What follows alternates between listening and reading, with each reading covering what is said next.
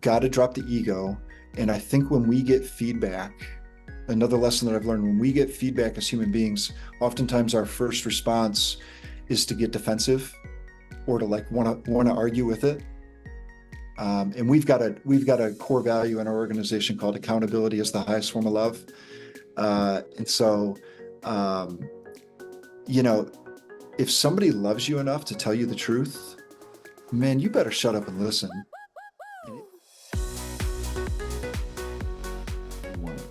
Welcome to the Cheplak Live podcast, where I sit down with proven, tested leaders, and they share from behind the curtain the things that have worked, the things that haven't worked, so that you can have the true shortcut, hearing from someone that has gone before you. And today I have a great friend, a great leader, my buddy Austin, who charges at it for the Perna team out in Detroit, Michigan. Austin, thanks for being here, bud.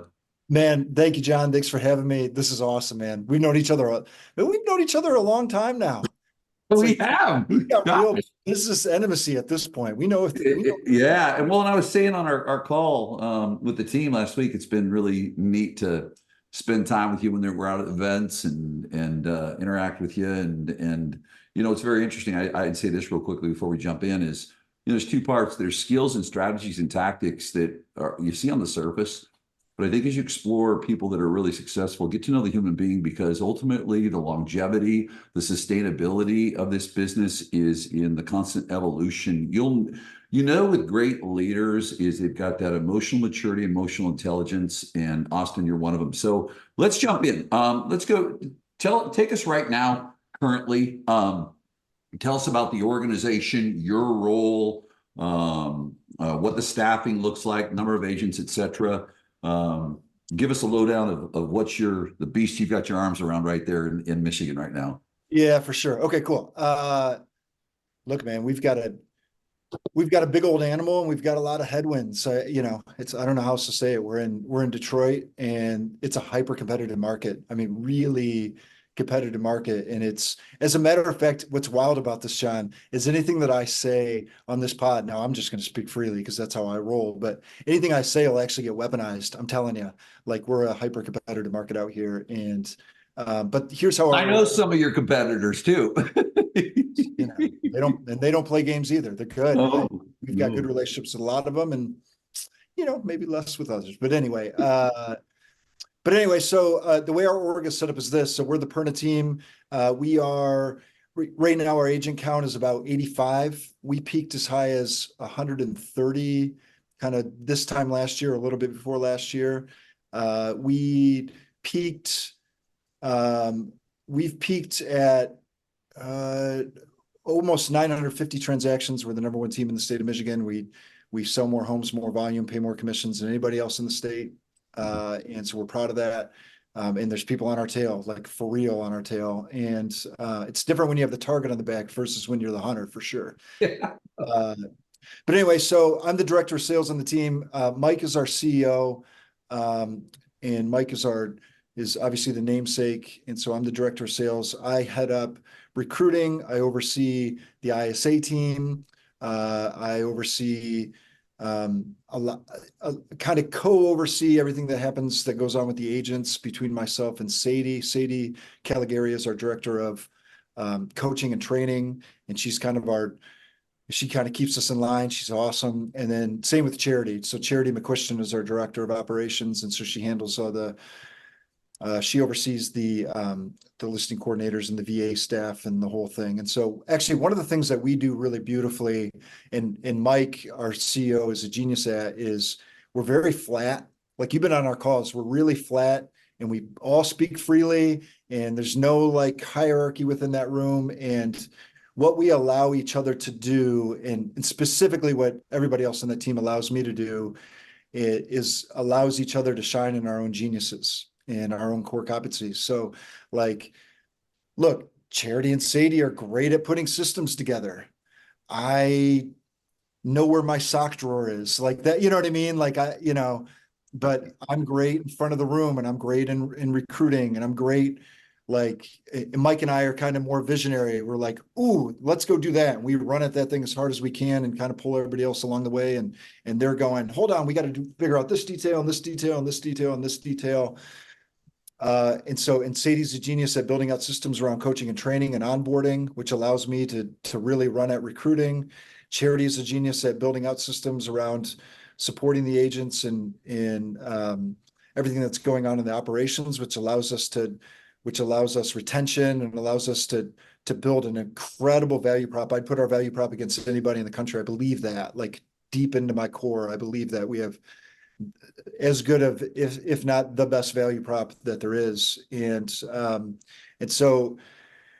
we've grown the organization pretty aggressively, and we've kind of gelled together as this really flat kind of 4-person team that we all know each other very well, and we're all like family, and man, we support each other, and we also hold each other accountable. We tell each other what's what, and we're not afraid to mince words. So and you're on these coaching calls, the chemistry is uncomfortable at sometimes, and it's very real. It's very palpable. There's no doubt.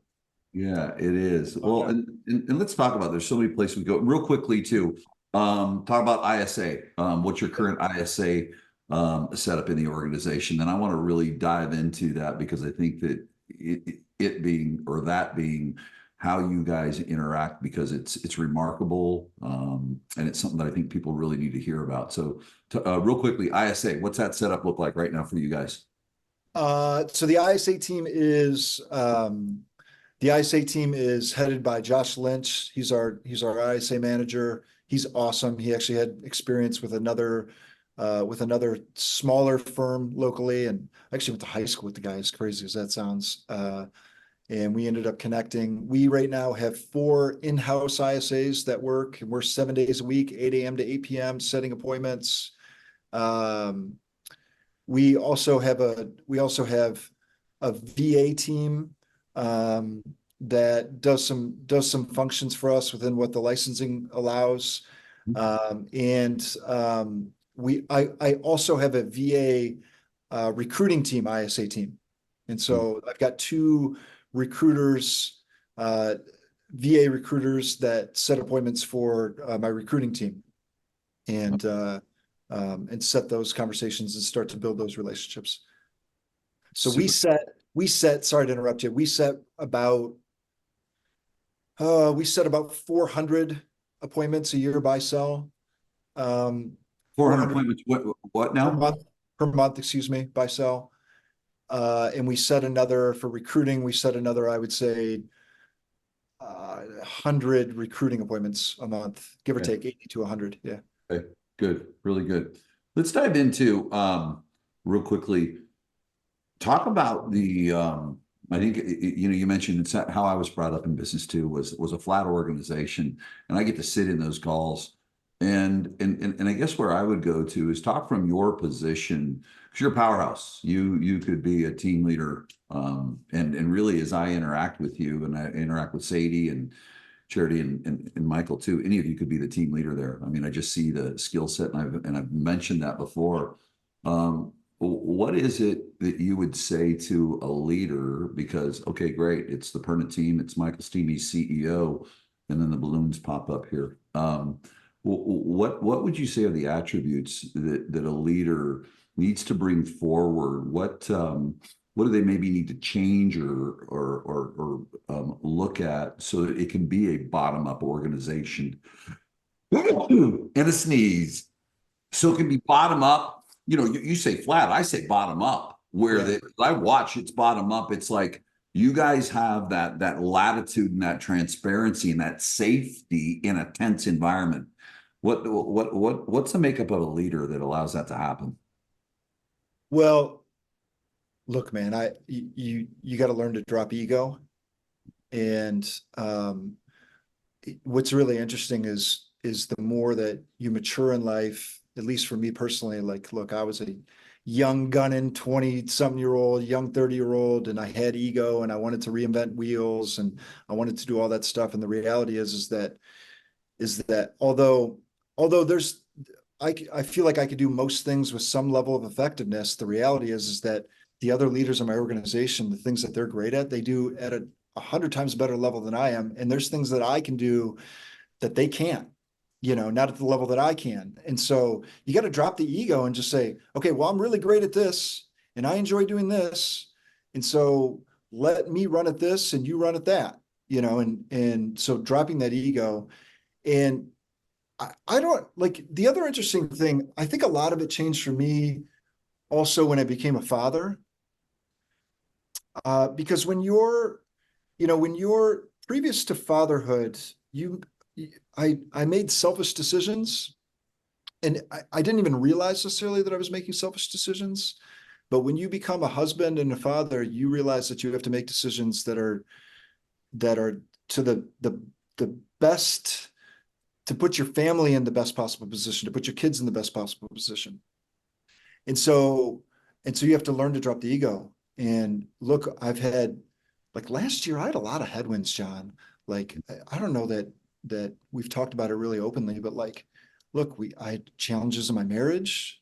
So it's like I had to revisit the way I was leading my family and the way that I was talking and interacting with my wife. We had challenges. We got a diagnosis. I have a 6-year-old son. He got diagnosed with ADHD. And that's showing up for him at 6 and in a very serious way. And so during that process, learning about and helping him, I started to learn about myself and to nobody who knows me on any kind of levels surprise, I was diagnosed with ADHD. And so I've been navigating those kind of things. We've had headwinds where really top people on the team have left us. We've had headwinds where we thought we brought in really top people only to have them leave a week later. I've had headwinds business-wise where we saw a decline in business because the overall market, although we were flatter than most, but the overall market really got shook in Detroit last year. We had recruiting's gotten tougher, converting has gotten tougher, profitability's gotten tougher in the business. Everything's gotten tougher. And so the tougher that things get, the thing that sometimes I think in the past, what I've done as a human, and I say as a leader, but like as a human, because we're all leading something, right? We're all leading something in our life. But like things that I've done in the past, man, is like you have this pride and you almost like hide from it. And the reality is the more vulnerable and the more honest and open you can be about it, the more that the other people that are in your life and love you can help you. And so there's been things not only business-wise, but personal-wise, and in the mix of both. I've had to be honest and vulnerable with both sides about things going on in my business life, things going on in my personal life, so that I can elicit the support of the people that love me. And you got to drop the ego. And I think when we get feedback, another lesson that I've learned, when we get feedback as human beings, oftentimes our first response is to get defensive or to like want to argue with it. And we've got a core value in our organization called accountability is the highest form of love. And so, if somebody loves you enough to tell you the truth, man, you better shut up and listen. And it might not be 100% accurate because maybe they don't know the whole story, but I bet you there's some truth in it. And so, and you better pause and you better self-reflect and you better meditate on it. And you better embrace the journey of getting better instead of worrying about perfection. And if you don't have that within your counterparts, within your other leaders, if you don't have that within your relationships, man, things fall apart really quickly. And by the way, I actually think being vulnerable and being honest is probably the hardest thing to do. And it's the hardest thing to do as a human being, like to really be honest about what's going on, because that means that you are exposing yourself to judgment and rejection. And I don't know if there's a more powerful emotion than judgment and rejection. I mean, you feel that. We as humans run away from that. And so if you can open yourself up and be vulnerable and just worry about getting better and drop the ego instead of worried about I wasn't perfect or I should have done this or I should have done that. And one of the things that I say in my life is rocket ships don't come equipped with rear view mirrors for a reason. Like, man, you better learn from it and keep going. And so we've done that very well. And so I think there's a contract that happens between you and your other leaders and also the people that you lead. So the contract looks like this. If I'm leading you, it's my responsibility to learn as much as I can, grow as much as I can in every aspect of my life, spiritually, financially, physically, mentally, discipline wise, business wise, all of it. It's my responsibility to grow as much as I can, to bring you as much information and to learn from other top people. It's my responsibility to put you in the best possible position to win, best possible position, tell you how it is, set up all these systems and put you in the best possible position for you to win. It's your responsibility to show up and take advantage of the opportunity. It's your responsibility to do the work. It's your responsibility to be coachable. And there's people that I coach, and there's people that coach me, and I have that responsibility going one way with some people, and I have that responsibility going another way with other people. And my responsibility to you, you coach us. My responsibility to you is be coachable and listen. And sometimes you got to pound us on the head 18 times in order for us to get through, just like I got to pound with the agents 18 times for it to get through to their head. But eventually it gets through. And if you love someone enough, you just keep on visiting that conversation. So I think that's the contract that we sign up for as leaders. You better be humble and you better put your people in the best possible position to win. The rest of it will tend to take care of itself. So. Really good. Let's go back to, because here's what I think there's, the recording of this, it's a different season for everyone. And some people are looking at, and we've seen it, it's unfortunate, and it goes with our industry. People move out of the business. There's a natural part of it, but then there's the part where the business changes, and I mean, their lives can kind of get turned upside down. And it doesn't matter whether it's their fault that they worked hard or not, or did the work or not, their lives get turned upside down. And gosh, it isn't what I thought it was going to be. And so whether you're an agent, whether you're a team leader, it doesn't matter who you are, but talk about the season that you went through last year. I want people to hear this, and the choices you had, but the choices you made, and what has the outcome been now as you look back at those things, which were always a work in progress. But talk about going through the storms. It was, and thank you for sharing that. I'm a stepdad, and Brittany has an 11-year-old with ADHD.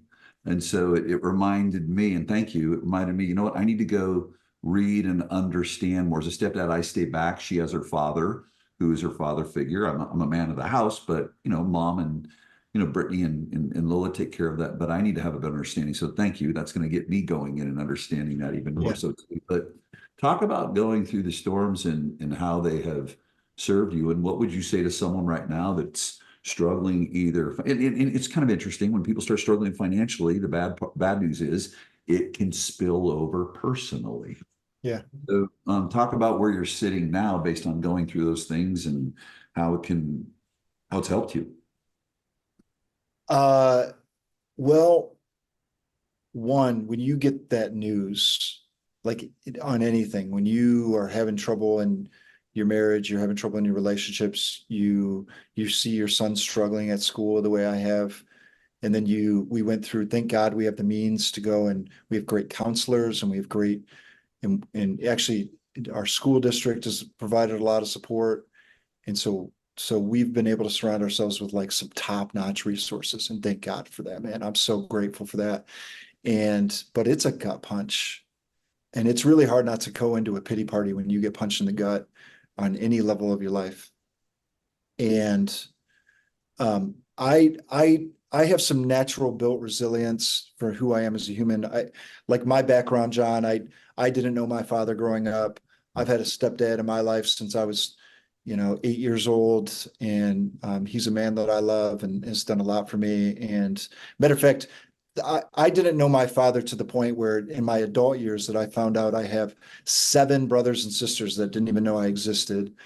And so also being the father of a son without my father there my whole life, I've had to learn how to be a father. Right. Shit, man, there's no instruction manual on that, Oh, no. So I've had to read, and I call it listen to the old guys. Sorry, sorry, man. But I call it listen to the old guys. Like go and find the people that have had the experience and just like, hey man, and bounce stuff off of them, and they help you think through it. And I've got really great mentors And so you're a mentor of mine. So thank you. You've made a huge impact in my life. I've got a health and wellness coach. So one of the things that I had to do is I had to lean into my own health and wellness, and through that journey, I've lost 45 pounds and gotten myself into shape. And I meditate every day now, and I read every day, and I walk every day. I hit the gym every day. I watch what I eat every day. It's like, how am I supposed to lead other people if I'm not handling my stuff myself? I've had counselors that have helped lead a lot of the conversations. I've had a lot of resources, and it's like, man, you just go out without ego and you get the information, and you just work the problem. And I got also last year. I didn't even think about this. Also last year, we explored. I have a daughter who's turning 3 on Sunday. Happy birthday, Liv. Can't And believe, man. I remember you were talking to me about this conversation. That's 3 years ago. You said, okay, John, I've got another baby. I want to look at, hey, I want to keep applying my time, but I want to apply my time here too more so. I remember that yeah, conversation, man. we had a conversation this time last year, John. We were on spring break, within a few weeks of now.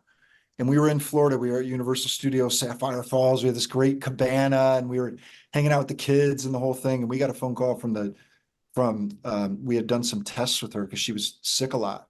Mm. And they wanted us to fly home and test her for cystic fibrosis, which is damn near a death sentence. I mean, especially if usually they catch it at birth. And they said, look, the signs point to she might have this. And so we went through all of that with my daughter last year.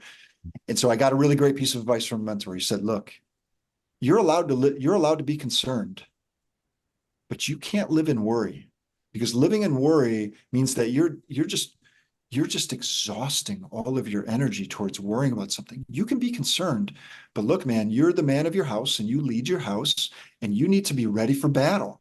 And if you've exhausted, and your wife is going to worry, good luck trying to get all that out of her, because that's the feminine energy, right?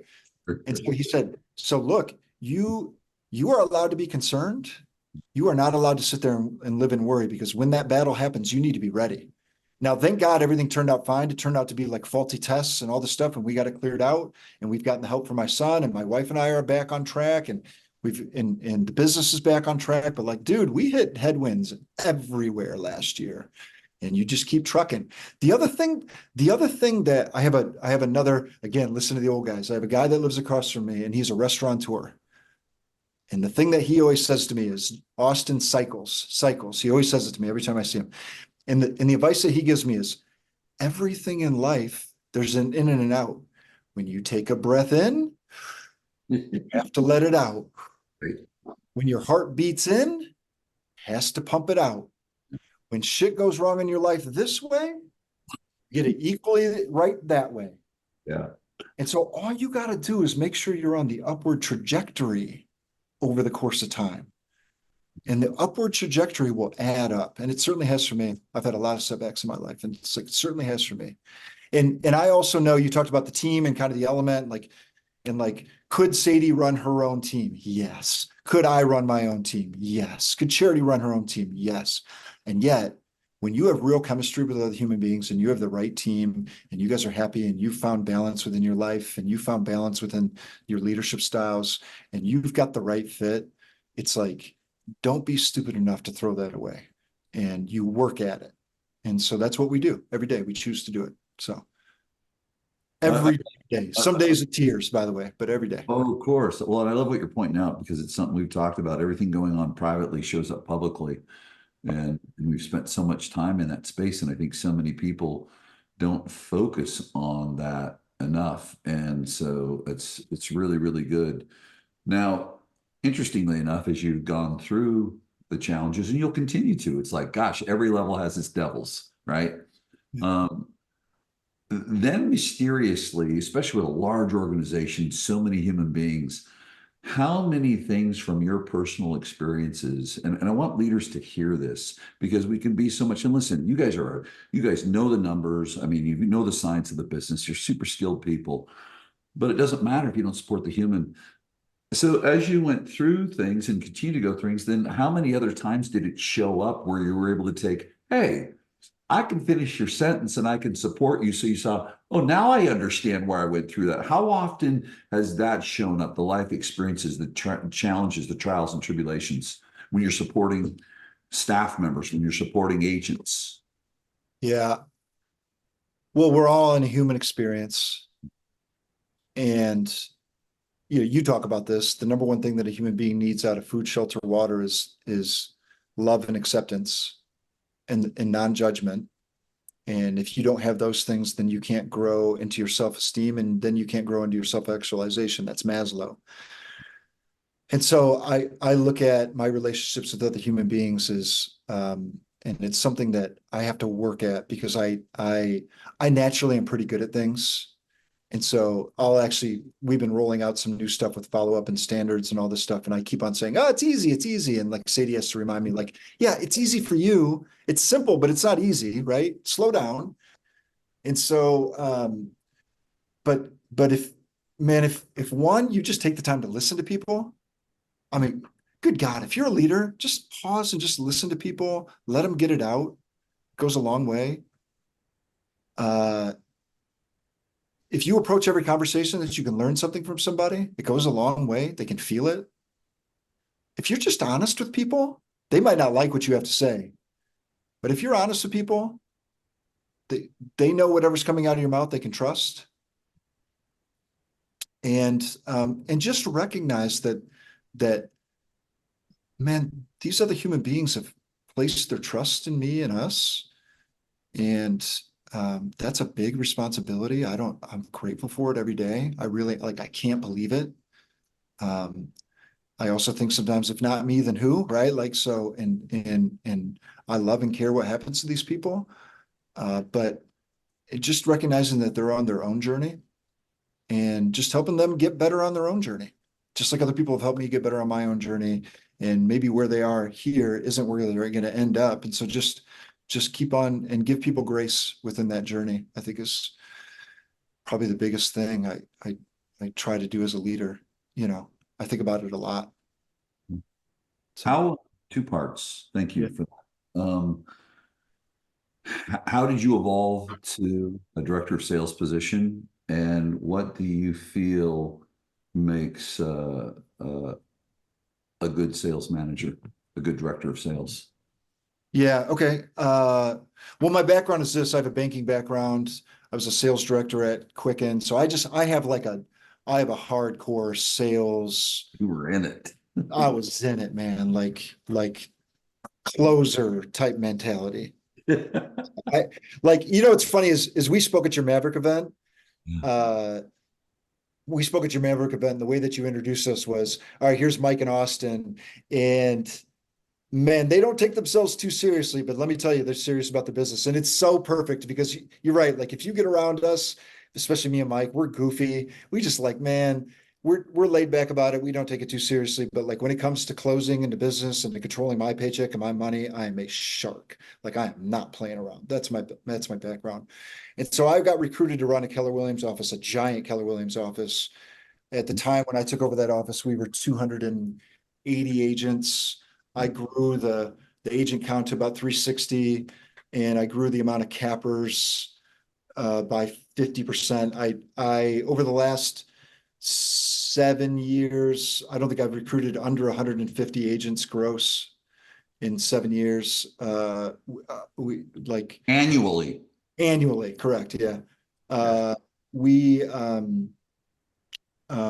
maybe even higher. Certainly not 150, maybe even higher. But and so I got recruited to run the Keller Williams office, and I grew that office. And I'd never sold real estate before. Honestly, I've been in the mortgage side, so I knew the game.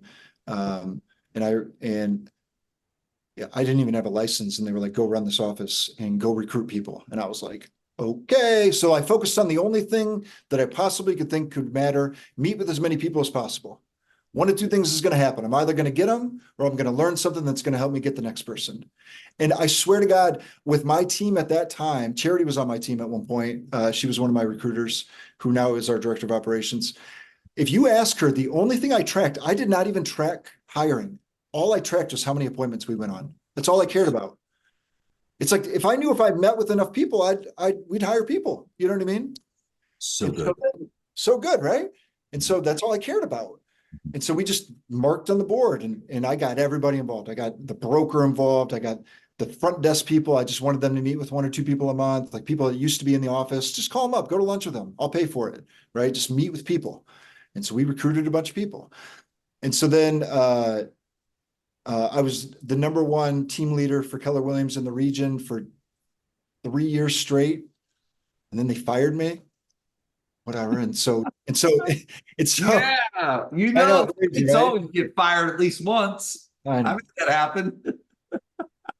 And it ended up being the best thing that I actually held a lot of resentment for a while. And now I run into that OP, and oh, man, I'm thankful. We're all good. And it turned out to be one of the best things that happened to me. It's so crazy how what you think in the moment is going to be the worst thing for you ends up being the best thing for you. It's crazy how life works like that. Breathe in, breathe out. Yeah. Yeah, man. So then we, my phone just rang.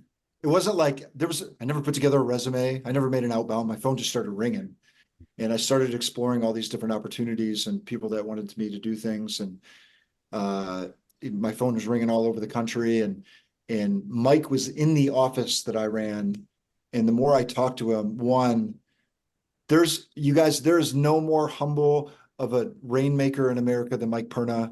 The man is a genius, and he stays out of your way. He lets you do what you're great at. And there's no rainmaker in America. I'll challenge anybody that is as humble and puts as much to his people than Mike Perna. He is selfless. He's incredible. Like, he's incredible. It's wild because you get. Well, and how many years? I mean, 3 or 4 years. I don't know. 4 years has it been that I've been on a call with you guys, your entire team.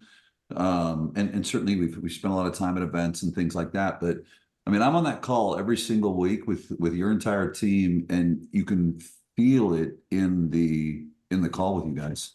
Yeah, big time. So shout out to Mike. Thank you for, but what I realized as I was talking to him more and more and more was, oh, the things that they do really well, I'm not good at, but the things that they are missing, I'm great at. Mm-hmm. I don't even think that they knew how much I saw that, even though I said it. And so I decided to join them. And what was crazy is Sadie was on the leadership team at that point, and she was like, I don't care what your background is. I don't care how many trophies you have. You got to earn it. I love her. And I was like, and I go, okay, so you talk about ego. I said, because we recruit existing agents now and they'll fight us and everything. Drop the ego. I said, okay, I'll prove it. Mm-hmm. And I just ripped the shit out of everything. Like my first ever listing that I signed was against a $100 million team rainmaker head to head, and I took it. And bang, bang, bang, bang. And then one day, there was another gal that was our director of operations that was running the team meetings, and she was sick that day. She didn't have a voice, and they said, hey, Austin, would you do it? And I said, great. And that was it. I just grabbed that bad boy by the horns, and I've never not given a meeting since. And we were an organization of they were stuck. They were, and we were just stuck like for years. Mike was stuck kind of in this 400 transaction range, 400 to 500 transaction, in 20 to 25 agents. And man, they took all the stuff off my plate and allowed me to recruit. And so Mike and I got together on that, and we just ripped like rocket fuel. And so since then, we've tripled the size of the organization. We added 60 agents in under 6 months and made a mess of everything. And, Yeah. and last year we grossed 180 agents, make a mess of everything. We're just making messes all the time and figuring out how to make it better. And now we're kind of at our next plateau, to be honest. And we're reevaluating every system and everything in our organization, because we've kind of plateaued at this 900 unit mark. Like we're having a hard time punching past it. And the systems that got us to where we aren't getting us to the next step. And so we're kind of in this moment where and it's painful, John. We're reevaluating standards like crazy. We're reevaluating what I'm doing on a daily basis, what Mike's doing on a daily basis, what everybody's doing on a daily basis. We're reevaluating where we're getting leads from and how we're setting up SOI and all this stuff. And we're tearing down every system in the company and rebuilding it. And it's just this constant mess. I've been on the team now for 4 or 5 years. Hey, other leaders, every single day for the past 5 years on this team, it has been an absolute gong show, in the words of John Cheplak, mess. Mess. And you fix that problem and you have to whack-a-mole on another problem. And you fix that problem and you whack-a-mole on another problem. And we're building the damn airplane in the air with duct tape as we go. And the thing that we've never done is we have never taken our foot off the recruiting. I have pedal to the metal recruit every single month, in and out, like, let's go, bring on more talent. And we just keep messing stuff up and fixing it, messing stuff up. Breathe in, breathe out. So one thing I want to thank you so much. One thing I want to hear people say is, I asked, a sales manager in focus and a director of sales, what's that look like? And what you guys heard through this, though, recruiting. Yeah, that's it.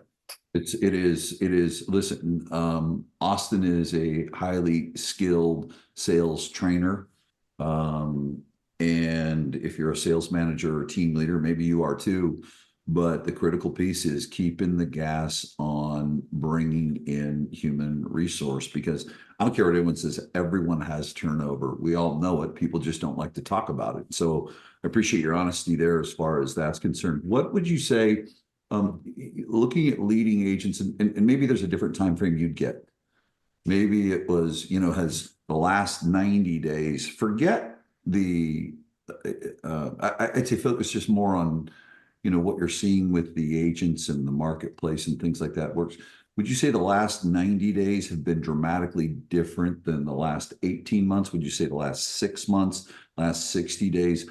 Where have you where's a time frame you can identify? Maybe you're sitting in it right now, where leading the agents is dramatically different than it's been for a really, really long time. Where would that window be? Are we sitting in it? We're in it right now. Look, you talk about the last 2 years. So to go back to your other question, by the way, recruit and nail your team meeting. Bring energy. If you're gonna be a great sales manager, you better bring energy, bring culture, recruit, team meeting. Boom. Very good. Nail those 3 things. You're doing it, man.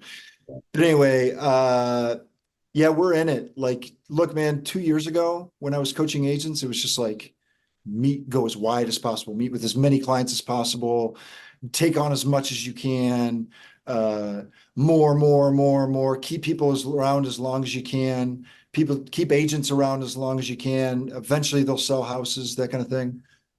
Fast forward to now, it's, you better get them up and running fast, or you better get them out. And by the way, that's not cutthroat. It's, you better love someone enough to tell them that up front, and you better love them enough to their families, to hold them to accountability and standards to get them up and running. Because if you don't have a certain level of activity as an agent right now, dude, in this market, you ain't going to make it. And so we have ratcheted up standards to a minimum amount of phone calls when you first onboard.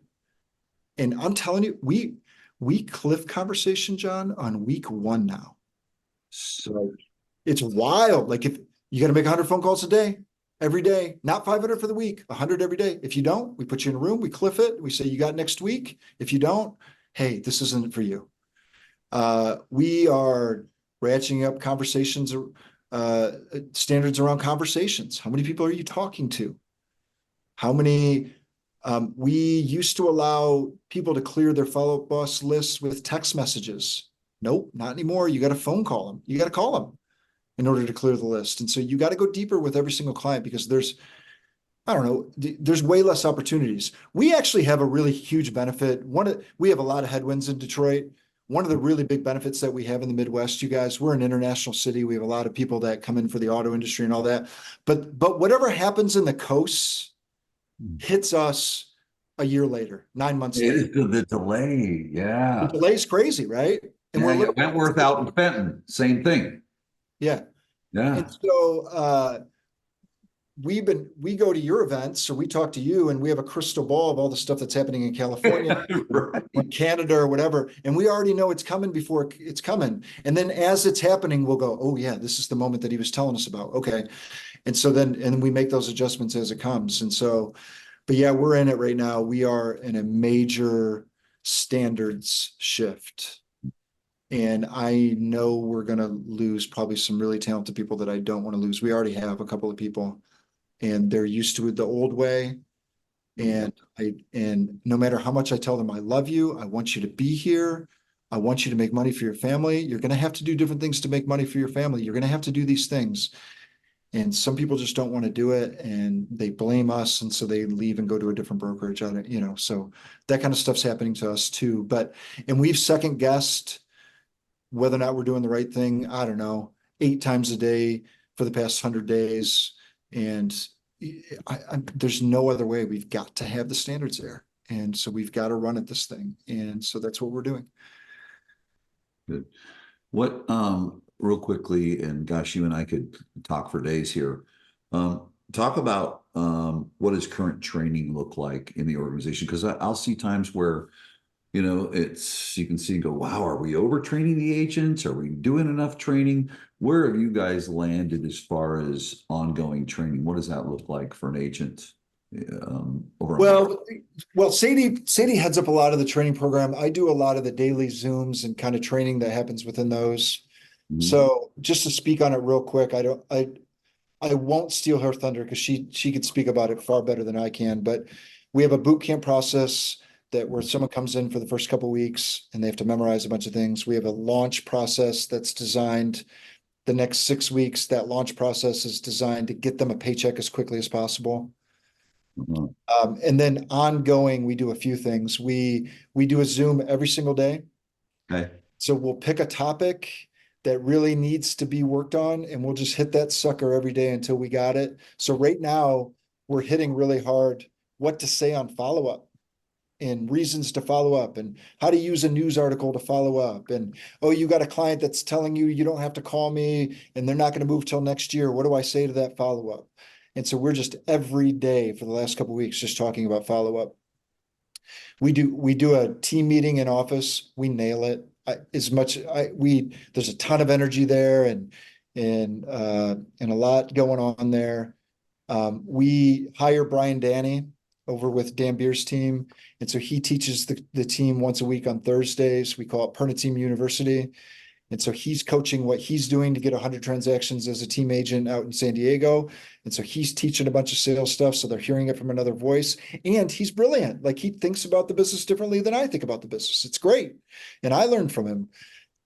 We do quarterly all team advances. We do sphere of influence days where people come into the office. We have a 7-day-a-week broker support line. We call it Hotline Bling, like the Drake song. There's no copyright there. Sorry, Drake. I'm probably going to get sued. So 7 days a week, we have support that way where people can reach out. But every day we're on Zooms and teaching every day. Good.